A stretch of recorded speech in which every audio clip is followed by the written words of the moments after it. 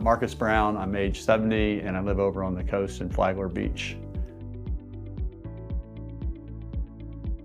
My rate of urination was slowing down quite a bit, and then unbeknownst to me, really, I had, had a little bit of stricture after the TURP, and he tried to open that up, and then after that, I had one of those afternoons where it's time to go pee, and there ain't nothing happening, and I ended up in the ER over in Ormond Beach, and with my wife and probably about the ER doc and about 4 other nurses trying to figure out trying to get a cath in, and they couldn't get a cath in because of the stricture. And at that point, it was kind of unknown to me, how severe or non-severe the strictures were or whatever.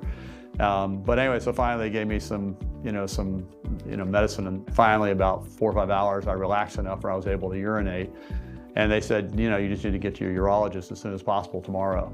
And so then I went in, and that's when he did that procedure, and then started me on doing balloon dilation therapy. So we started out doing that, and realized pretty quickly that it wasn't something I really expected to be doing in my lifetime.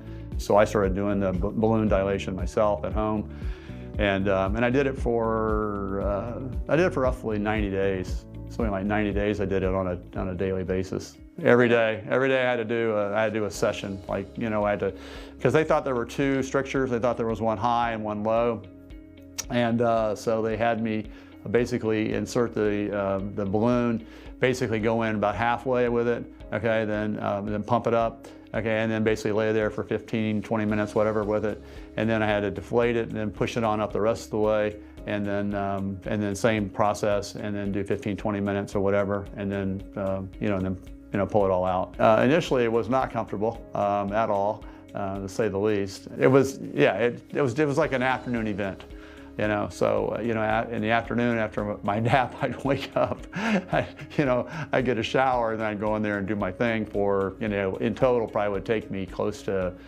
probably about 45 minutes, something like that, for total turnaround and clean out all the equipment and all that kind of stuff. So yeah, it was a big inconvenience. My wife happened to run across the Optilume process from some doctor or something or other in South Florida. And she kind of yelled out at me, but I found this thing, we might want to look into it or whatever.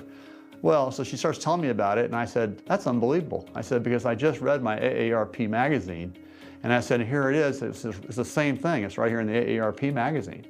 And so it was like, boom, it's like, this is, we got to explore this or check this out or whatever. So after reading about it, understanding it and how it worked and all, I was actually under the misunderstanding, or I should say, or I said to him, so, because he's going through the process a little bit with me, and I said, can you slow down a little bit? Because this is kind of a lot for me to absorb. I said, because I thought I was going to have to do it.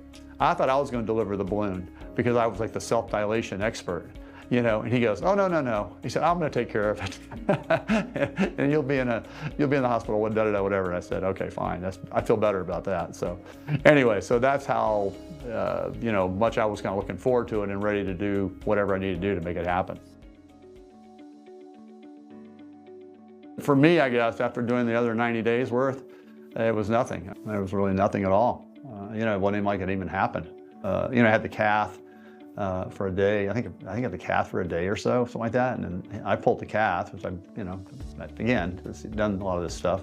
And maybe a little bit of bleeding or something. I can't recall any really per se. But again, I'm probably a little more callous maybe than the normal patient who's has a stricture early on without having had the other exploratory stuff going on. It's awesome. I don't have to worry about all this other stuff I just described. And I'd already planned on in my mind that if I did, and if I locked up again after this process, I was just going to try to self-dilate to reopen. Was what was my worst case scenario plan or whatever. But none of that's panned out. The biggest thing for me is that I am essentially 100% voiding.